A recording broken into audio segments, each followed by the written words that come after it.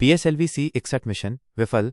इसरो का आज का PSLV-C-61 मिशन, जिसमें पृथ्वी अवलोकन उपग्रह EOS-09 ले जाया जा रहा था, सफल नहीं हो सका। इसरो के अध्यक्ष वी नारायणन ने लॉन्च के तुरंत बाद बताया कि वाहन के तीसरे चरण में कुछ समस्याएं देखी गईं, जिसके कारण मिशन अपने उद्देश्य को प्राप्त नहीं कर सका। तीसरा चरण बना समस्या। प्रारंभिक टेलीमेट्री डेटा से संकेत मिलता है कि तीसरे चरण के मोटर में दबाव में गिरावट आई, जिसके कारण ये ठीक से प्रदर्शन नहीं कर पाया। ये PSLV के 63 लॉन्चों में केवल तीसरी पूर्ण विफलता है और 2017 के बाद पहली है। EOS-09 का महत्व। EOS-09 एक पृथ्वी अवलोकन उपग्रह था जिसमें synthetic aperture radar SAR payload था। यह सभी मौसम स्थितियों में पृथ्वी की तस्वीरें लेने में सक्षम था और इसका उपयोग निगरानी, कृषि और आपदा प्रबंधन जैसे क्षेत्रों में किया जा सकता था। यह उपग्रह पहले के RISAT-1 उपग्रह का फॉलो ऑन मिशन था। इसरो का 101वां मिशन। ये इसरो का 101वां उपग्रह लॉन्च था और PSLV की 63वीं उड़ान थी। PSLV को इसरो का वर्क हॉर्स माना जाता है और इसका सफलता दर बहुत अधिक है।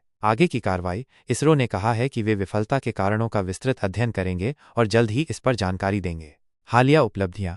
पिछले कुछ महीनों में स्पेस डॉकिंग प्रयोग SpaceX। इसरो ने हाल ही में 2 उपग्रहों को सफलतापूर्वक डॉक करके अंतरिक्ष में डॉकिंग तकनीक में महारत हासिल की है। यह प्रयोग भविष्य के जटिल मिशनों जैसे चंद्रयान 4 और भारत के प्रस्तावित अंतरिक्ष स्टेशन के लिए महत्वपूर्ण है। भारत ऐसा करने वाला दुनिया का चौथा देश बन गया है। सेमीक्रायोजेनिक इंजन का हॉट टेस्ट। इसरो ने अपने सेमीक्रायोजेनिक इंजन का सफलतापूर्वक छोटा अवधि का हॉट टेस्ट किया है, जो भविष्य के भारी भरकम लॉन्च वाहनों के लिए महत्वपूर्ण तकनीक है। आदित्य L1। भारत का पहला सौर मिशन आदित्य L1 सफलतापूर्वक सूर्य की ओर बढ़ रहा है और सौर गतिविधियों का अध्ययन कर रहा है। इसके द्वारा भेजे गए डेटा से सौर फ्लेयर्स और कोरोनल मास इजेक्शन जैसी घटनाओं को समझने में मदद मिल रही है। चंद्रयान-3। चंद्रमा के दक्षिणी ध्रुव पर उतरने वाला पहला मिशन बनकर चंद्रयान-3 ने इतिहास रचा। इसके प्रज्ञान रोवर ने चंद्रमा की सतह पर कई महत्वपूर्ण खोजें की, जिसमें सल्फर और अन्य तत्वों की उपस्थिति शामिल है। एक्सपोसैट। साल 2024 की शुरुआत में इसरो ने PSLV-C-58 के जरिए X ray polarimeter satellite XPoSat launch किया।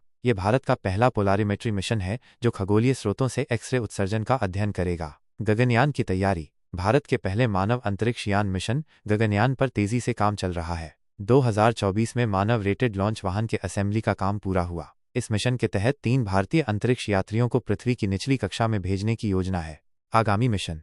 इसरो के पास कई महत्वाकांक्षी परियोजनाएं पाइपलाइन में हैं, जिनमें शामिल हैं गगनयान-1 और गगनयान-2। ये मानव रहित परीक्षण उड़ानें हैं जो मानव मिशन से पहले विभिन्न प्रणालियों और सुरक्षा उपायों का परीक्षण करेंगी। गगनयान-1 को 2024 में और गगनयान-2 को 2025 की दूसरी तिमाही में लॉन्च करने की योजना है। निसार नासा और इसरो का संयुक्त मिशन। निसार एक dual band radar imaging satellite है जो पृथ्वी की सतह का उच्च रेजोल्यूशन डेटा प्रदान करेगा। इसे जून 2025 में लॉन्च किया जाना है। चंद्रयान-4। ये चंद्रमा से नमूने वापस लाने का मिशन है, जिसे 2027-28 में लॉन्च किया जा सकता है। Shukrayaan Venus orbiter mission. ISRO का पहला शुक्र ग्रह मिशन, जिसका लक्ष्य शुक्र के वायुमंडल का अध्ययन करना है। इसे मार्च 2028 में लॉन्च करने की योजना है। भारतीय अंतरिक्ष स्टेशन। भारत 2035 तक अपना खुद का अंतरिक्ष स्टेशन स्थापित करने का लक्ष्य लेकर चल रहा है।